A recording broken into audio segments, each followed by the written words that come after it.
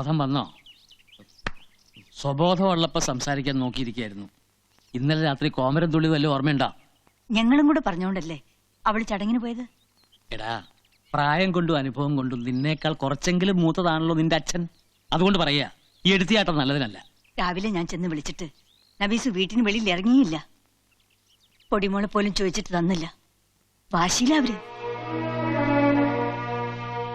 അതിന് കുഞ്ഞ് അവളുടെ മാത്രമല്ലല്ലോ.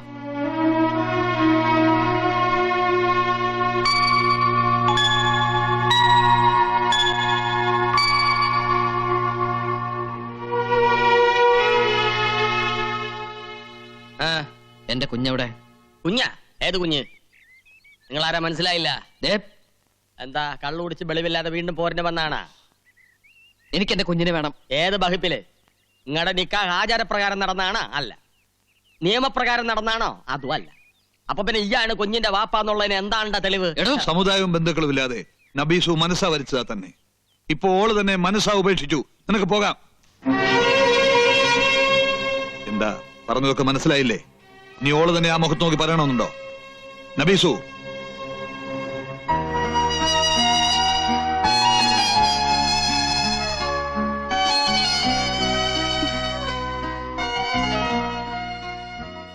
ഇന്നലെ രാത്രിയും എന്തൊക്കെയോ സംഭവിച്ചു പോയി.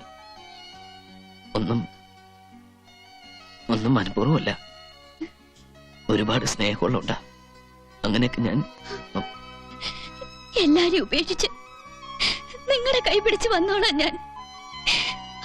ആ എന്റെ മുഖത്താ നിങ്ങൾ വാതിൽ കൊട്ടിയടച്ചത്. പടച്ചോനെ പോലെ ഞാൻ കരുതുന്ന വല്യമ്മയെ തല്ലിയത്. വേണ്ട, ഇനി എനിക്ക് നിങ്ങളെ കാണണ്ട.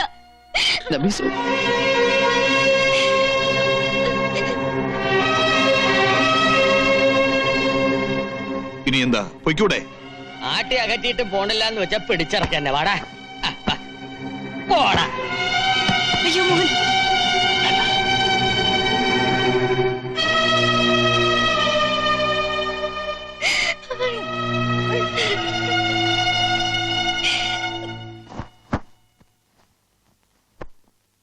എന്നാലും പെട്ടെന്ന് ഇങ്ങനൊരു തീരുമാനം? പോണം, പോയേ പറ്റുള്ളൂ. ഒന്നും കൂടെ ആലോചിച്ചിട്ട് പോരെ മോനെ? ആലോചിച്ചു. കമ്പനിയിൽ തിരിച്ച് ജോയിൻ ചെയ്യാന്ന് ഞാൻ സമ്മതിച്ചു. ബോംബെ ചെന്ന ടിക്കറ്റ് റെഡിയാവും.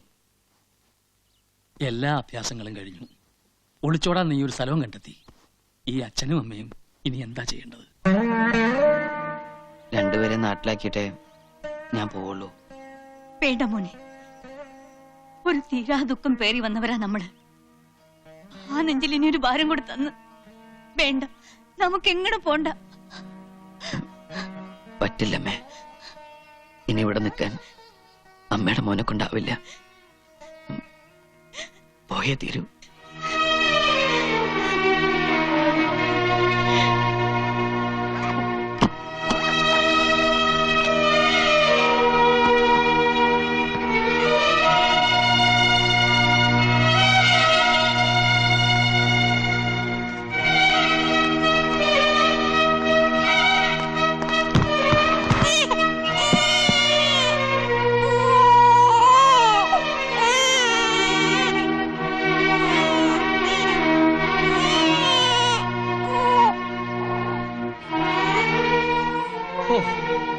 ജമീല, അങ്ങനെ ആ ശല്യം പോയി. ഓളെ ഒരു നോക്ക് കാണാതെ പോവാൻ പറ്റുമോ നിനക്ക്? വേണ്ട, നിന്റെ കുഞ്ഞിനെ. നിന്റെ അള്ളാഹ്ക്കറിയാം നിങ്ങൾ ഒരുമിക്കാൻ ഞാൻ എത്ര കണ്ട് പ്രാർത്ഥിച്ചിട്ടുണ്ടെന്ന്. നീ വിളിച്ച എല്ലാം മറന്ന് ഓള് വരുന്ന എന്റെ മനസാക്ഷി പറയുന്നുണ്ട്. ഒന്ന് വിളിച്ചൂടെ?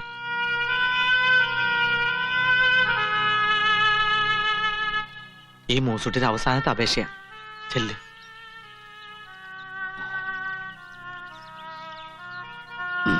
വിളിക്കാം.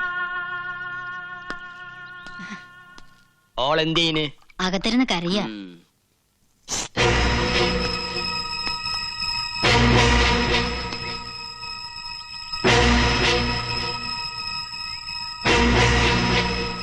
നബീസു, ഇവൻ പോയില്ലേ ഒരു വിളി കേട്ട്? നബീസു ശല്യം ചെയ്യാനല്ല, നിന്നെ ഒന്ന് കാണാനാ.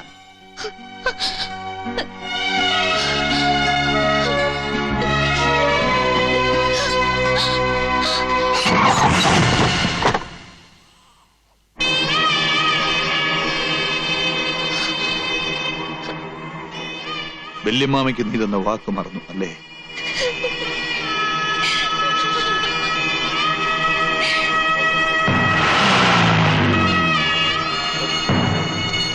കണ്ണീട്ടിനെ തിരിച്ചു വരില്ലേ ഇക്ക? സ്നേഹം തേടി വന്നവരാ, കണ്ടില്ലേ? കണ്ണീരായിട്ടാ തിരിച്ചു പോണത്.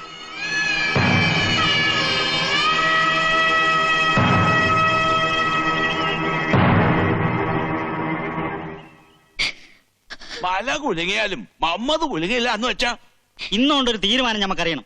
അതിനാണ് ഉമ്മാനെ മോളെ വിളിച്ചു വരുത്തിയത്. തീരുമാനിക്കാനൊന്നുമില്ല. ഒരിക്കലും ഒരു കയ്യബ്ദം പറ്റി. അന്യജാതിക്കാരന്റെ കൂടെ പോയി ഓനെല്ലാം ശിക്ഷ നൽകി. ഇനിയിപ്പോ ജമാലുമായിട്ടുള്ള നിക്കാഹ് അങ്ങ് നിശ്ചയിക്കാം. കണ്ടില്ലേ, ജമാലിപ്പ നല്ല മര്യാദക്കാരനാ. ഒരുത്തൻ ഉപേക്ഷിച്ചിട്ടും അതിലൊരു കൊച്ചുണ്ടായിട്ടും ഓ അന്നെ സ്വീകരിക്കാൻ തയ്യാറാണ്. അത് തന്നെ ഉണ്ടാ വലിയ മനസ്സല്ലേ നബീസു? എന്തേ ഈ സമ്മതം മൂളിയാ മതി, ബാക്കി കാര്യം നമ്മൾ ഏറ്റു. ഞാൻ പറഞ്ഞതാണല്ലോ, എന്റെ മോൾക്ക് വേണ്ടിയാ ഞാൻ ജീവിക്കുന്നത്. മറ്റൊരു നിക്കാഹിനെ പറ്റി മനസ്സാ പോലെ എനിക്ക് ചിന്തിക്കാൻ പറ്റില്ലെന്ന്. സമ്മതം ചോദിക്കല്ല, പിടിച്ച് കെട്ടിക്കാണ് വേണ്ടത്. ഉമ്മാക്കൊന്ന് ഉപദേശിച്ചാലെന്താ? പറയാന്നല്ലാതെ കൊല്ലാൻ പറ്റുമോ? ഒരാൺതുണ ഇല്ലാണ്ട് ഈ ജമ്മം തൊലയ്ക്കാനാ എന്റെ ഉദ്ദേശം. പാപ്പ മരിച്ചപ്പോ എന്റെ ഉമ്മ എനിക്ക് വേണ്ടി ജീവിച്ചില്ലേ? അതുപോലെ എന്റെ മോൾക്ക് വേണ്ടി ഞാനും കഴിഞ്ഞോളാം. ഈ കയ്യിലടിച്ച ഞങ്ങള് വാക്ക് തന്ന്, അതുകൊണ്ടാ ഈ വേഷം കെട്ടിയത്. ഈ ഒരു പ്രാവശ്യം കൂടി ക്ഷമിക്കേ. ക്ഷമിച്ചാ ജമീ നമ്മള് വാക്ക് പാലിച്ചിരിക്കും.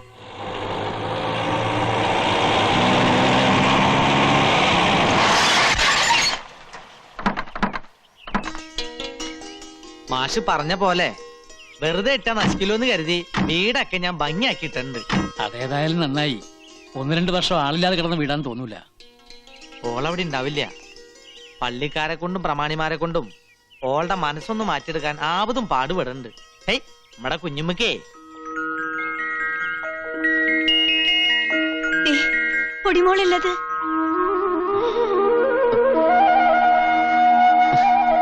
പൊടിമോളെ നിക്ക്.